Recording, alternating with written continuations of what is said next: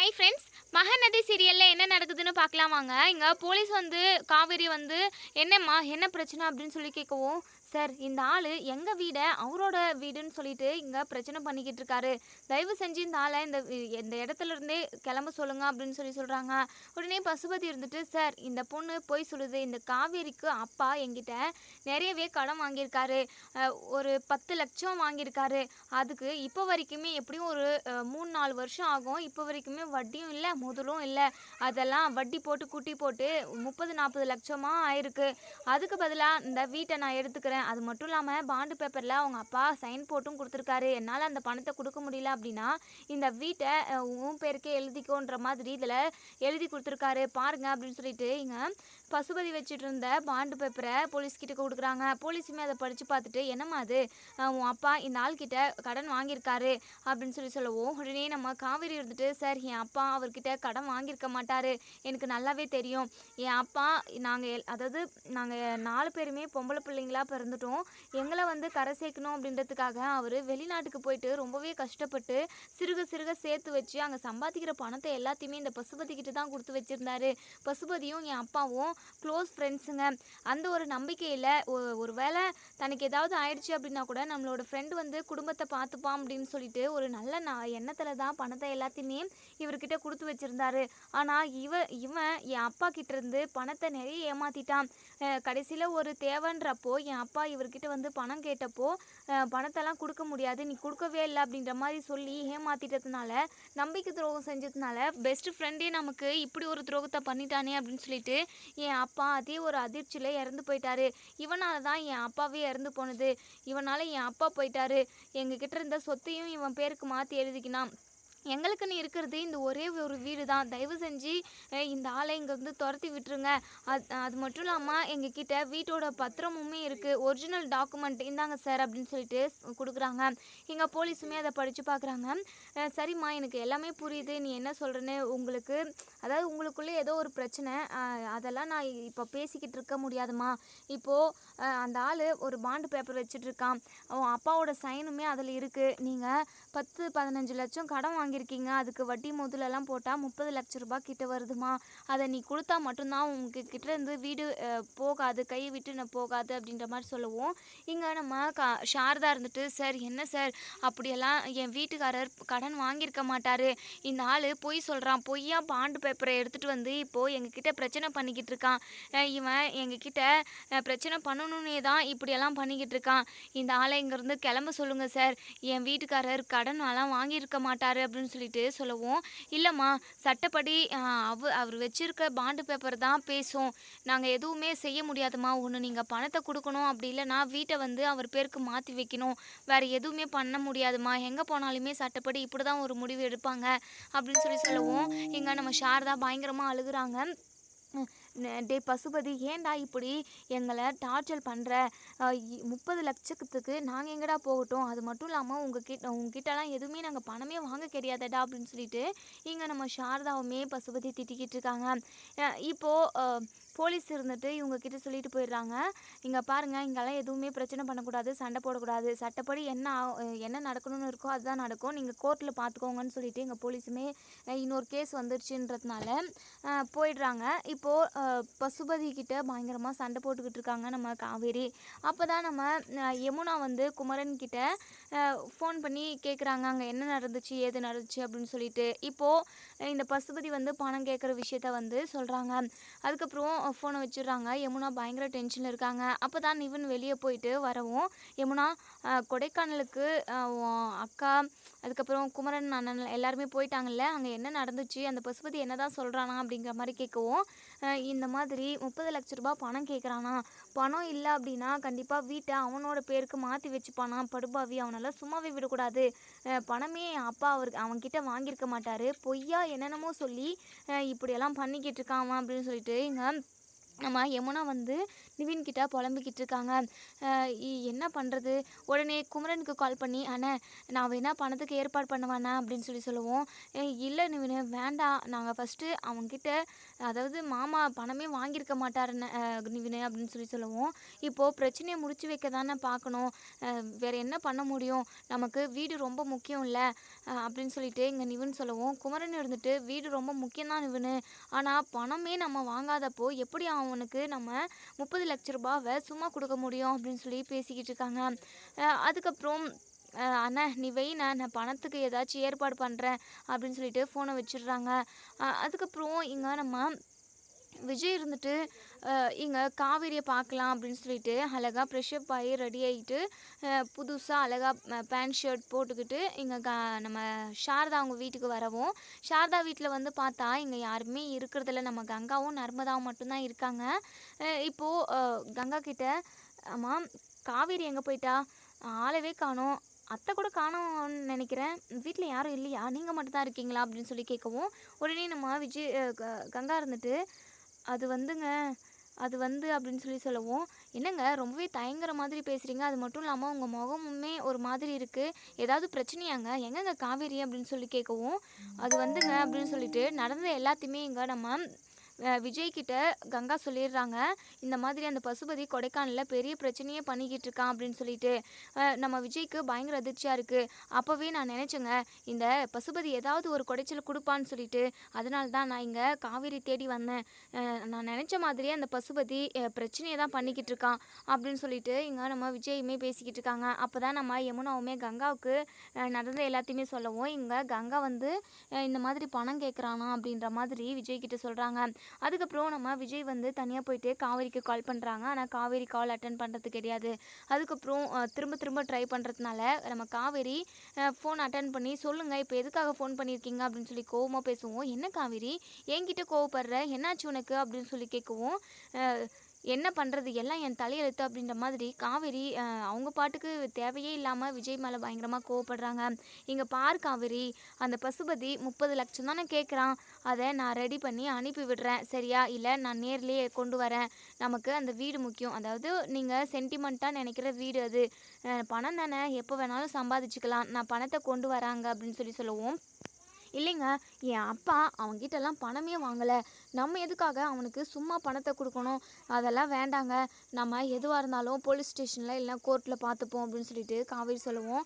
இங்கே பாரு காவேரி, எனக்கு நல்லாவே புரியுது, வயிற்றில் குழந்தைய வச்சுக்கிட்டு அங்கே இங்கேன்னு நீ அலைஞ்சிக்கிட்டு இருப்பியா, அது மட்டும் இல்லாமல் 30 லட்சம் தானே, நம்ம பணம் தானே, அது எப்போ வேணாலும் சம்பாதிச்சுக்கலாம், நான் அனுப்பி விடுறேன் அப்படின்னு சொல்லிட்டு இங்கே நம்ம விஜய் பணத்தை கொண்டு வராரு கொடைக்கானலுக்கு. அதுக்கப்புறம் இங்கே காவேரி கிட்ட கொடுக்கவும், இங்கே பாரு காவேரி, இந்த பணத்தை அந்த பசுபதி முகத்திலே விட்டு எறி, இனிமேல் அந்த பசுபதி நம்ம கூட எந்த ஒரு பிரச்சனைக்கும் வரக்கூடாது, நம்ம நிம்மதியாக இருந்தால் அதுவே போதும் இல்லை, அது மட்டும் இல்லாமல் நம்ம வீடு நமக்கு திரும்பி கிடைக்கணும், அவ்வளோதானே, இந்த பணத்தை கொடுப்போம் அப்படின்னு சொல்லுவோம். ஏங்க எதுக்குங்க அப்படின்னு சொல்லுவோம். உடனே இங்கே நம்ம சாரதா இருந்துட்டு, இங்கே பாருங்கள் தம்பி, தேவையில்லாமல் நீங்கள் எதுக்காக இந்த பிரச்சனையில் வந்து இன்வால்வ் ஆகிடுறீங்க, நீங்கள் போங்க உங்கள் வீட்டுக்கே போங்க, நீங்கள் எதுக்காக பணத்தை கொண்டு வந்தீங்க, உங்ககிட்ட நாங்கள் என்ன பணமாக கேட்டோம் அப்படின்னு சொல்லி பயங்கரமாக திட்டுற மாதிரி பேசுவோம். உடனே நம்ம விஜய் இருந்துட்டு, ஏன் எதுக்காக இப்படியெல்லாம் பேசுகிறீங்க, இங்கே பாருங்கள் இந்த பணம் தானே, பணத்தை கொடுத்துருங்க அப்படின்னு சொல்லுவோம். என்ன தம்பி உங்ககிட்ட பணம் இருக்குன்னு சொல்லிட்டு நீங்கள் திமிராக இருக்கீங்களா அப்படின்னு சொல்லி கேட்கவும், ஐயோ அத்தா அப்படியெல்லாம் கிடையாது, பிரச்சனை முடிஞ்சால் போதும்னு சொல்லிட்டு தான் நான் நினச்சிக்கிட்டு இருக்கேன் அப்படின்னு சொல்கிறாங்க. அதுக்கப்புறம் நம்ம காவேரி இருந்துட்டு, இங்கே பாருங்கள் அவன் பணத்துக்காகலாம் நம்மக்கிட்ட இப்படி ஒரு அதாவது இப்படி பிரச்சனை பண்ணணும்னு சொல்லி பண்ணிக்கிட்டு இருக்குல்ல, அவன் நிறைய பணமெல்லாம் வச்சுக்கிட்டு இருக்கான், நம்மளை நிம்மதி இல்லாமல் தவிக்க விடணும், அதுதான் அவனோட பிளானே, நீங்கள் பணமெல்லாம் எதுக்காக, ஃபஸ்ட்டு எங்கள் அப்பா பணமே வாங்கவே இல்லை, தேவையில்லாமல் அவனுக்கெல்லாம் எதுக்காக பணத்தை கொடுக்கணும், இப்போ நம்ம பணத்தை கொடுத்து இந்த பிரச்சனையை முடிச்சு விடுறோம், ஆனால் திரும்பவும் அவன் வேறு ஏதாவது பிரச்சனையோடு வருவான், நமக்கு குடைச்சல் கொடுத்துக்கிட்டே தான் இருப்பான், அவனுக்கு ஒரு முடிவு கட்டணும், அதான் அது எப்படி கட்டுறதுன்னு தான் என்னால் எனக்கு தெரியல, நான் அதை தான் யோசிச்சுட்டு இருக்கேன் அப்படின்னு சொல்கிறாங்க. அதுக்கப்புறம் இங்கே நம்ம விஜய் வந்து பசுபதி கிட்ட பேசுகிறாங்க. டேய் உனக்கு என்னதானா பிரச்சனை, எதுக்காக அந்த குடும்பத்தை அப்படி போட்டு தொந்தரவு பண்ணிக்கிட்டு இருக்க, பாவம் அப்பா இல்லாத பொண்ணுங்க அவ்வளோ தவிச்சிக்கிட்டு இருக்காங்க, உன்னால் முடிஞ்சால் அந்த குடும்பத்துக்கு உதவி செய்யணும்டா, எதுக்காக இப்படியெல்லாம் பண்ணிக்கிட்டு இருக்க அப்படின்னு சொல்லிட்டு, அதாவது சமாதானமாக பேசுகிற மாதிரி பேசுவோம். பசுபதி இருந்துட்டு, என்ன விஜய் சமாதானமா பேசுறியா? சமாதான கொடி வீசுறியா? அதெல்லாம் என்கிட்ட வேலைக்கே ஆகாது. என் கைய உடைச்சு வச்சிருக்க ஞாபகம் இருக்குல்ல? இதுக்கெல்லாம் சேர்த்து நீங்க மொத்தமா அனுபவிக்குவீங்க அப்படின்னு சொல்லிட்டு எங்க பசுபதி வந்து பயங்கர கோவமா தான் பேசுறாங்க. உடனே நம்ம சாரதா இருந்துட்டு, இங்க பாருங்க தம்பி, இந்த ஆளுகிட்டலாம் என்ன பேச்சு? நம்மகிட்ட வீட்டோட பத்திரம் இருக்கு. வீடு நம்மளுது.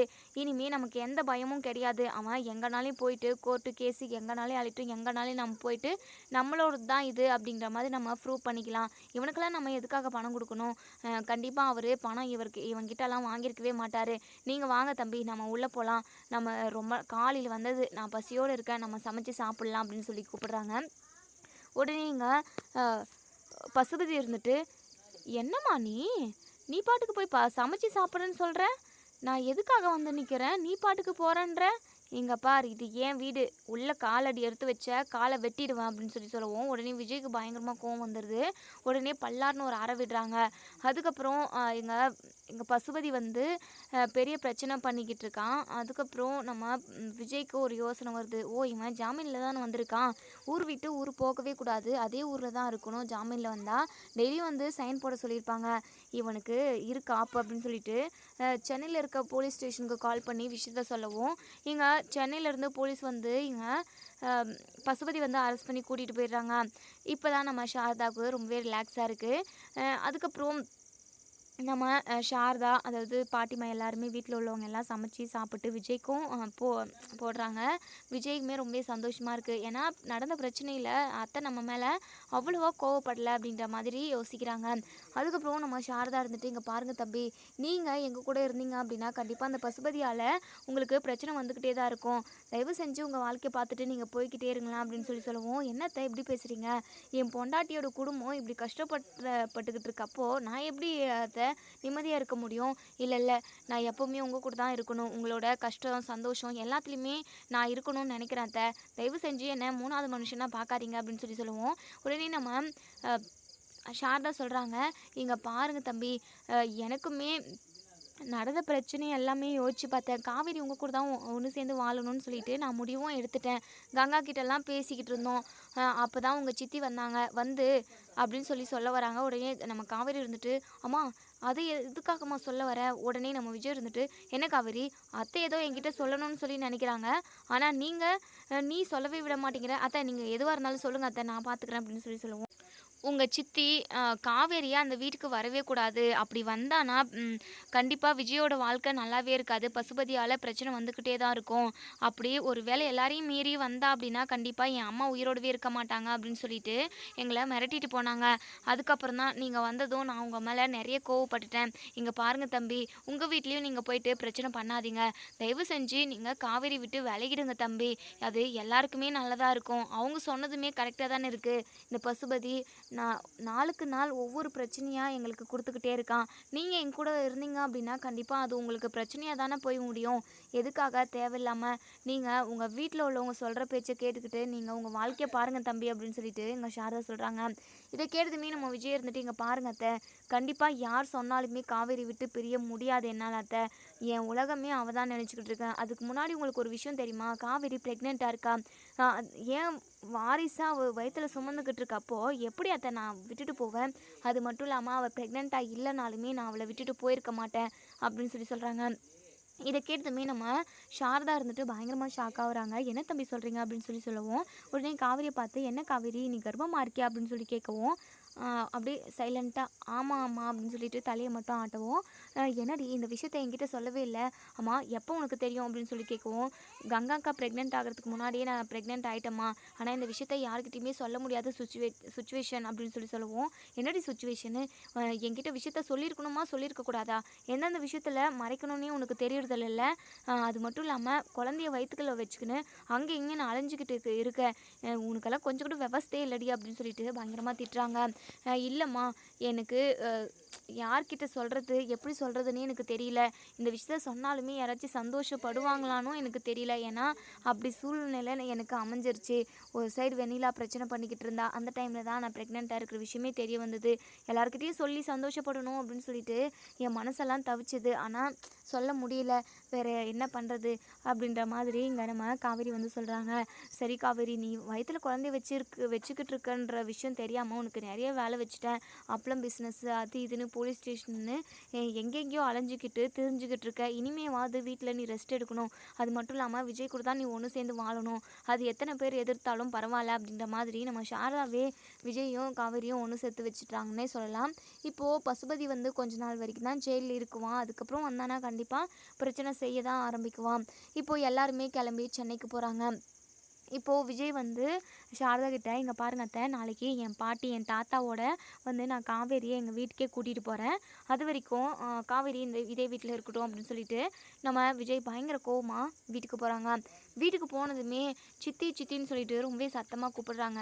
உடனே நம்ம ராதா வரவும் ராதா கிட்ட, ஏன் சித்தி எதுக்காக காவேரியோட வீட்டுக்கு போயிட்டு நீங்கள் என்னென்னமோ பேசிட்டு வந்திருக்கீங்க, எதுக்காக இப்படி பேசுனீங்க, என்னுடைய வாழ்க்கையை கெடுக்கணும்னு நினச்சிருக்கீங்க, நீங்கள் இப்படி பேசிட்டு வந்திருப்பீங்கன்னு சொல்லிட்டு நான் கொஞ்சம் கூட எதிர்பார்க்கல சித்தி, எந்த நோக்கத்தோட அப்படி ஒரு வேலையை செஞ்சீங்க அப்படின்னு சொல்லுவோம்.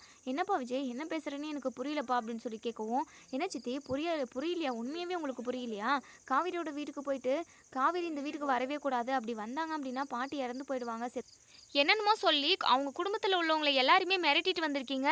இங்கே பாருங்க சித்தி, என் வாழ்க்கையில் பொண்டாட்டினா அது காவேரி மட்டும்தான், என் மனசில் அவளுக்கு மட்டும்தான் இடம் இருக்குது. நீங்கள் என்னடானா என்னென்னமோ சொல்லி மிரட்டிட்டு வந்திருக்கீங்க. எல்லா பிரச்சனையும் முடிஞ்சு காவேரி நானும் இப்போ தான் ஒன்று சேர்ந்து வாழலான்ற டைமில் நீங்கள் போயிட்டு குட்டையை கொலைக்கி விட்டுட்டு வந்துட்டீங்கல்ல அப்படின்னு சொல்லிட்டு பயங்கரமாக வெளுத்து வாங்குறாங்கன்னே சொல்லலாம். இங்கே ராதா வந்து அப்படி ரொம்பவே பதட்டப்படுறாங்க, திருட்டு முழிக்கிறாங்க. அது வந்து விஜய், உன் வாழ்க்கை நல்லா இருக்கணும் தான், பசுபதியால் உனக்கு நிறைய பிரச்சனை வந்துக்கிட்டே இருக்குது, நீ எப்போவுமே நிம்மதி இல்லாமல் பிரச்சனைன்னு சொல்லிட்டு பிரச்சனையிலே இருக்க. அந்த காவேரி இருக்கிறதுனால தானே, காவேரி இல்லை அப்படின்னா கண்டிப்பாக நீ உன் வாழ்க்கையை நிம்மதியோடு ஸ்டார்ட் பண்ணலாம்ல, நிம்மதியாக வாழலாம்ல, அதுக்காக தான்ப்பா அப்படின்னு சொல்லுவோம். என்ன சித்தி என்ன பேசிக்கிட்டு இருக்கீங்க, காவேரி தான் எனக்கு எல்லாமே, அவள் என் கூட இருந்தானா நான் எவ்வளோ பெரிய பிரச்சனையை எல்லாமே சமாளிச்சுப்பேன், நீங்கள் எதுக்காக தேவையில்லாததெல்லாம் பண்ணிக்கிட்டு இருக்கீங்க அப்படின்னு சொல்லிட்டு பயங்கரமாக பேசுகிறாங்க. உடனே நம்ம ராதா இருந்துட்டு பாட்டிமாவை சொல்லி விட்டுறாங்க. அம்மா தான் இப்படி பேச சொன்னாங்க, அம்மாவுமே காவேரியை பார்த்து எல்லாமே பேசிட்டு தான் வந்திருக்காங்க, இது அம்மாவோட முடிவு தான் அப்படின்ற மாதிரி இங்கே பாட்டியை கோத்து விட்டுறாங்க. இங்கே நம்ம விஜய்க்கு பயங்கர அதிர்ச்சியாக இருக்குது. பாட்டியா அப்படி பேச சொன்னாங்க, பாட்டி வாங்க அப்படின்னு சொல்லிட்டு சத்தமாக கூப்பிடுறாங்க. ஏன் பாட்டி எதுக்காக நீங்கள் இப்படி பண்ணிக்கிட்டு இருக்கீங்க, என்னுடைய சந்தோஷம் நிம்மதி எல்லாமே காவேரி தான் அப்படின்னு உங்களுக்கு நல்லாவே தெரியும், நீங்கள் எதுக்காக காவேரியை பார்த்து பேசுனீங்களாமே, இப்போ தான் சித்தி சொன்னாங்க அப்படின்னு சொல்லுவோம். ஆமாப்பா, நான் பார்த்து பேச தான் செஞ்சேன், காவேரி இருந்தால் எதுவுமே நல்லாவே இருக்காது, அவள் நல்ல பொண்ணு தான், நான் அதுக்காக அவளை கெட்ட பொண்ணு அப்படி இப்படின்லாம் சொல்லலை, அவளால் தான் உனக்கு பிரச்சனை வந்துக்கிட்டே இருக்குப்பா, உன் அம்மா உன்னை எங்களை நம்பி தான் விட்டுட்டு போனா, உன்னை நல்ல வழியில் கொண்டு போகிறதும் உன்னுடைய வாழ்க்கையை நல்லபடியாக அமைச்சு கொடுக்குறதும் எனக்கு எல்லா அதாவது அதுக்கான எல்லா உரிமையும் எனக்கு இருக்குது, அதை நான் கரெக்டாக பார்த்து செய்யணும்னு நினைக்கிறேன். இங்கே பாருப்பா, நீ எப்போவுமே சந்தோஷமாக இருக்கணும், உன் முகத்தில் சிரிப்பை பார்த்துக்கிட்டே இருக்கணும், அது மட்டும்தான் எனக்கு வேணும், அந்த காவேரி இருந்தானா கண்டிப்பாக அது எதுவுமே நடக்க போகிறது கிடையாது அப்படின்னு சொல்கிறாங்க. இதை கேட்டதுமே நம்ம விஜய் இருந்துட்டு, இங்கே பாருங்கள் பாட்டி, என் சந்தோஷம் எல்லாமே அவள் தான், இங்கே பாருங்கள், இந்த முடிவை வந்து நீங்கள் மாற்றிக்கணும், எவ்வளோ பிரச்சனை வந்தாலும் அவள் என் கூட இருக்கணும் பாட்டி அப்படின்னு சொல்லிட்டு ஒரு வழியாக பாட்டியோட மனசையும் மாற்றுறாங்க. அதுக்கப்புறம் இங்கே நம்ம தாத்தா பாட்டி விஜய் இவங்க 3 பேருமே போயிட்டு விஜயோட நம்ம காவேரியோட வீட்டுக்கு போயிட்டு சாரதா கிட்ட எல்லாருக்கிட்டையுமே இங்கே நம்ம பாட்டிமா வந்து எங்களை மன்னிச்சிருங்க, விஜய் வந்து சந்தோஷமாக இருக்கணுன்றதுக்காக தான் நான் இப்படியெல்லாம் பேச வச்சுட்டேன், காவேரிக்கிட்டையும் பேசிட்டேன், எதுவும் மனசில் வச்சுக்காதீங்க, காவேரியை எங்கள் வீட்டுக்கு அனுப்பி வைங்க அப்படின்னு சொல்லிட்டு நம்ம பாட்டி வாயாலேயே சொல்கிறாங்க. அதுக்கப்புறம் எல்லாருமே ரொம்பவே சந்தோஷமாக இங்கே நம்ம காவேரி வந்து வழி அனுப்பி வைக்கிறாங்க. காவேரியும் விஜயும் ஒன்றா வீட்டுக்குள்ளே வரவும் அதுக்கப்புறம் இங்கே நம்ம தாத்தாக்கல்ல நம்ம விஜயும் காவேரியும் விழுந்து ஆசீர்வாதம் வாங்கிக்கிறாங்க. என்னப்பா திடீர்னு ரொம்ப நாள் கழிச்சு ஒன்று சேர்ந்துருக்கீங்களே அதுக்காகவா அப்படின்னு சொல்லி கேட்கவும், இல்லை தாத்தா ரொம்பவே சந்தோஷமான விஷயம் அப்படின்னு சொல்லுவோம். என்னப்பா என்ன விஷயம் அப்படின்னு சொல்லி கேட்கவும், உடனே காவேரி ப்ரெக்னெண்ட்டாக இருக்கிற விஷயத்த சொல்கிறாங்க. இதை கேட்டதுமே தாத்தாவும் பாட்டிக்கும் பயங்கர சந்தோஷம். உடனே பாட்டிமா வந்து காவேரியோட கன்னத்தை கிள்ளி என்னை மன்னிச்சிருமா அப்படின்னு சொல்லிட்டு முத்தம் கொடுக்குறாங்க. இந்த வீட்டோட வாரிசை சுமந்துக்கிட்டு இருக்கியாம்மா, கேட்கவே ரொம்ப சந்தோஷமாக இருக்குது, காதுக்கு குளிர்ச்சியாக இருக்கிற மாதிரி இருக்குது, இந்த ஒரு விஷயத்துக்காக தான் நாங்கள் இத்தனை நாளாக காத்துக்கிட்டு இருந்தோம், விஜய் ஒரு நல்ல விஷயம் சொல்லிட மாட்டானா அப்படின்னு சொல்லிட்டு, இது எவ்வளோ பெரிய விசேஷமான விஷயம் தெரியுமா, நினைக்கவே ரொம்ப ரொம்ப பூரிப்பாக இருக்குது அப்படின்னு சொல்லிட்டு பயங்கர சந்தோஷப்படுறாங்க. இங்கே நம்ம பாட்டிமாவே போயிட்டு நம்ம காவேரிக்கு ஸ்வீட் அதாவது கேசரி செஞ்சு கொண்டு வந்து காவேரிக்கு கொடுக்குறாங்க. காவேரியுமே ரொம்பவே சந்தோஷப்படுறாங்க. எங்க விஜய் கூட ஒண்ணு சேர்ந்து வாழ முடியாத போயிடுமோ அப்படின்னு சொல்லிட்டு, எத்தனையோ நாள் நம்ம காவேரி வந்து ஃபீல் பண்ணியிருக்காங்க. அ அதுக்கப்புறம் என்னென்னமோ நடந்துருச்சு. இனிமே நம்ம காவேரி, விஜய், அவங்க குழந்தன்னு 3 பேரும் சந்தோஷமா இருக்க போறாங்க. இப்படியே போய்க்கிட்டு இருக்கு. அதுக்கப்புறம் மறுநாள் காலையில நம்ம காவேரியும், விஜயும் ஆஃபீஸ்க்கு போறாங்க. ஆஃபீஸ்ல ஏகப்பட்ட பிரச்சனை போய்க்கிட்டு இருக்கு. உடனே அங்க ஐயப்பன் வந்து, "சார் நீங்க வராம ஆஃபீஸ்ல நெறைய பிரச்சனை. உங்களுக்கு ஃபோன் பண்ணாலுமே நீங்க ஃபோனே எடுக்க மாட்டேங்கிறீங்க. நீங்களும் கான்டாக்ட்ல இல்ல. இந்த கம்பெனிய அதாவது நகர்த்திட்டு போறது ரொம்பவே கஷ்டம். ஒவ்வொருத்தருக்கும் ஒவ்வொரு பிரச்சனை வந்துக்கிட்டே இருக்கு." அப்படின்னு சொல்லிட்டு எல்லா இஷ்யூஸுமே சொல்றாங்க. அதுக்கப்புறம் சரி பார்த்துக்கலாம் ஐயப்பன். இதுக்கெல்லாம் எதுக்காக ப்ரெஷர் பண்றீங்க அப்படின்னு சொல்லிட்டு, இப்போ கம்பெனில சாரி ஆஃபீஸ்ல வேலை செஞ்சுக்கிட்டு இருக்காங்க நம்ம காவேரியும், விஜயும். அதுக்கப்புறம் இங்க விஜய் வந்து காவேரிட்ட சொல்றாங்க, "காவேரி ஈவினிங் நம்ம ஏதாவது ரெஸ்டாரண்ட்க்கு போயிட்டு சாப்பிட்டு போலாம். உனக்கு பிடிச்ச டிஷ் ஏதாச்சும்" அப்படின்னு சொல்லி பேசிக்கிட்டு இருக்காங்க. இதோட இந்த ரிவ்யூ முடியுது. இதுக்கப்புறம் என்ன நடக்குதுன்னு சொல்லி வெயிட் பண்ணி பார்ப்போம் ஃப்ரெண்ட்ஸ். இனி நம்ம விஜயும், காவேரியும் எப்பவுமே பிரியக்கூடாது. அவங்க எப்பவுமே ஒண்ணா இருந்து எல்லா பிரச்சனையும் சால்வ் பண்ணணும் அப்படின்னு நினைக்கிறவங்க இந்த வீடியோக்கு லைக் பண்ணி தெரிவிங்க. Thank you.